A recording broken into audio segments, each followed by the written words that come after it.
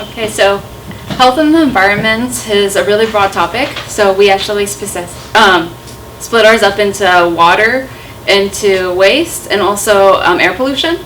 And so, as you probably do know, health has affected us greatly, and it costs up prices, and with like pharmaceuticals and everything.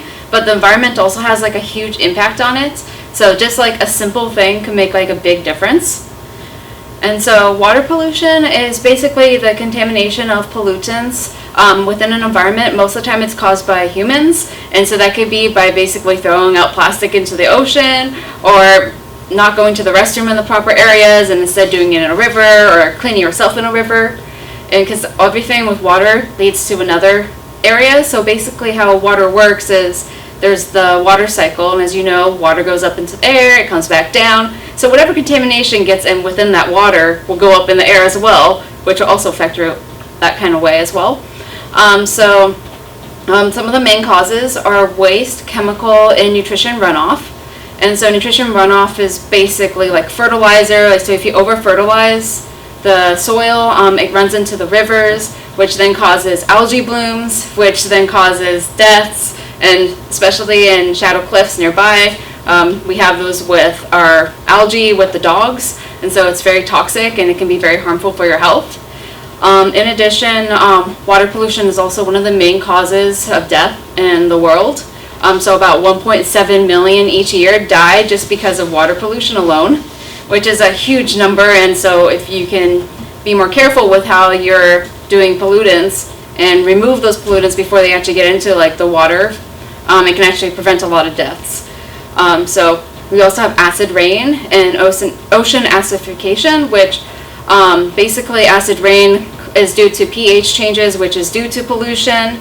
And so as the pH gets lower, which means it's more acidic, you can end up having harmful chemicals going into the air, which then comes down as rain, which can cause burning, which can cause lung issues. It also affects the environment in the sense that it can kill off fish, as in this lovely picture here. And then it can also cause coral bleaching, which if you don't know what that is, it's in the ocean, and our coral reefs make up a good portion of our ecosystem, and basically causes the coral to eventually die, and it's actually really sad. And then another like interesting tidbit about water pollution is it actually has waterborne diseases, and some of those diseases are not so nice. They can cause death, such as cholera, typhoid fever, and there's a lot of other dangerous bacteria that are within water. So if water is not properly sanitized, you get sick, you could possibly die, cause long-term health issues, etc. So one good example of some water pollution is actually in Flint, Michigan. And it's probably been all over the news, and you probably do know that the lead consumption within the pipes has caused a lot of issues with people with heart, kidney, nerve damage, mental issues, hearing loss, and cognitive ability impairments. And so just simply trying to come up with a solution to that could actually help like a lot of people. A lot of these people in Flint, Michigan live in like low income source areas, so they're not able to get the proper help that they need, and they really need the environment and people to help. So next we talked about fires and air pollution. In this section I mostly focused on wildfires, but there are also different ways fires can happen. In the movie that we watched last year, of course, there was the oil refinery in Richmond that blew up, so that's also plays into this. And fires are actually particularly dangerous because they release carbon dioxide, particulate matter, and carbon monoxide into the air, which has adverse health effects on people. One of the main research reports that I found online was over the 2007 San Diego firestorm, which was a really big fire that occurred. I don't remember it because I was 6, but there were definitely people who lived through it. There were over 500,000 people evacuated, and so when they researched afterwards, they saw that there was an uptick in ER visits, especially for respiratory visits, which increased by 28%, and people who came in claiming asthma actually increased by 95%. So there's definitely like a very significant amount of air pollution that is released as a result of fires. And as we've looked through different resources about climate change, including the climate change assessment, wildfires are only expected to increase as climate change continues. So this is definitely an area that needs to be focused on, and it's a worry for sure. Thank you. Okay. Sorry. So you're sorry. Thank you.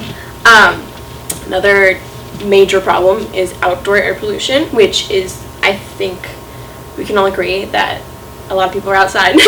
So it is like a very important part. A lot of places are outside, obviously, but a lot of major outdoor air pollutants like affect people's health overall. So one of those is particulate matter, and there are so many causes of particulate matter like in the air, and there are fine particulate matter and there are coarse particulate matter, but just a few are soot, smoke, and aerosols that are just in the atmosphere on like ground level where we can breathe. And coarse particulate matter can lodge deep inside people's lungs, but fine particulate matter is often considered much more dangerous, as it can penetrate the lung barrier and enter the bloodstream, increasing the risk of cardiovascular and respiratory diseases. And then another source of outdoor air pollution is ozone, and it is caused by the reaction with sunlight and pollutants, such as those from vehicle and industry emissions. So the pollutants from the vehicle industry emissions are considered primary pollutants, and once they react with the sunlight and form ozone on the ground level, that is considered a secondary pollutant. And you might be wondering, like, ozone isn't a thing that's like disappearing in the and don't we want more of it? And you would be right, except for we do not want it at ground level, because that is considered bad ozone, and it can cause breathing problems, it can trigger asthma, it can reduce lung function, and can cause lung diseases. So it's really bad to have it at ground level where people can breathe it. It is good, however, to have it in the stratosphere.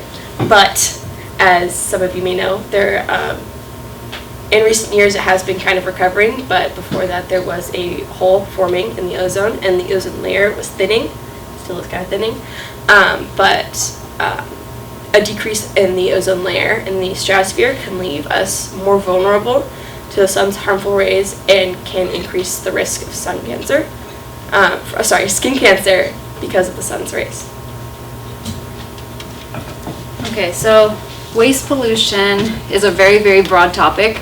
There's a lot of forms of it.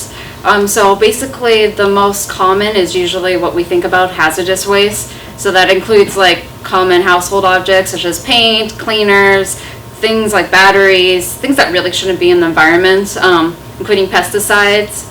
And these can cause serious health issues, and some of these health issues can be long-term, but they can also affect future generations. So if you have a child yourself, your child could possibly be affected by it further.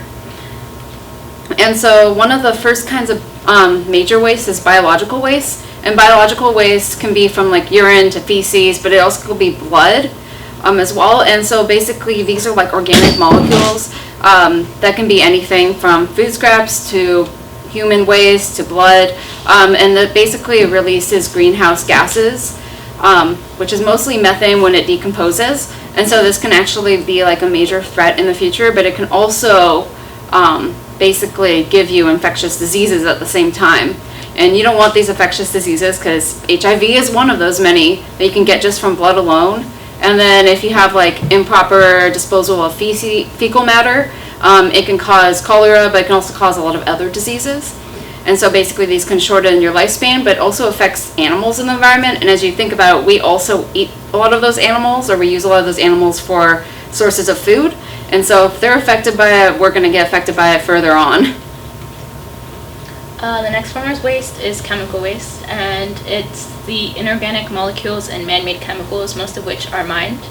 And some major sources of hazardous chemical waste include batteries, construction debris, fossil fuel combustion, which is really relevant to our internship, and crude and used oil.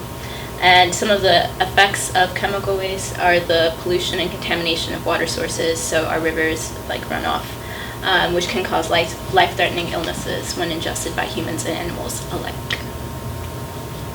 So another source of waste is radioactive waste, and it is a byproduct of nuclear reactors, fuel processing plants, and institutions such as hospitals and research facilities. So even places that are doing good for us health-wise can have a negative effect on our health if we're not careful.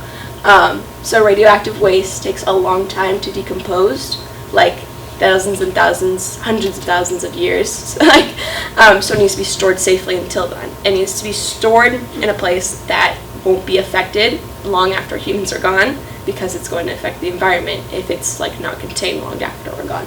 And health effects of not storing it safely include behavioral abnormalities, cancer, genetic mutations, physiological malfunctions, physical deformations, and birth defects. So there is a wide array of things that can go wrong if these are not stored safely. And overall, the health effects of pollution, water pollution, air pollution, waste, and soil contamination can affect our minds and our bodies in so many different ways, and none of them are good for the most part. So it is very important to make sure that we are aware of the health effects, because as much as people can be passionate about the environment and the environmental effects of pollution, it can also, I think, affect more people health-wise, and people could get more invested in that. So it is important to share these effects with people. Thank you. Thank you.